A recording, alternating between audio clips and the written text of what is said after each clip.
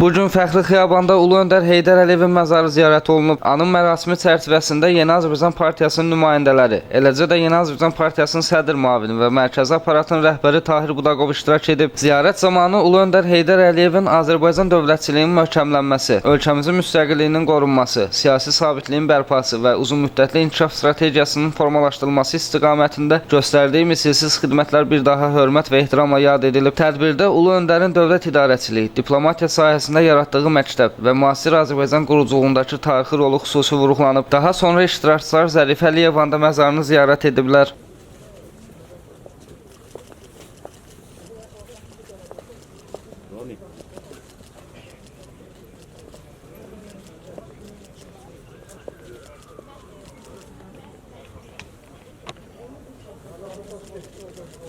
Ulu Öndərin ideyalarının bu gün də ölkənin siyasi xəttində əsas istiqamət olaraq yaşadılması, Prezident İlham Əliyevin rəhbərliyi ilə bu strateji kursun uğurla davam etdirilməsi tədbir iştirakçılarının diqqətinə çatdırılıb. Ziya Hikmətoğlu, Rəsul İsayev, Səs TV.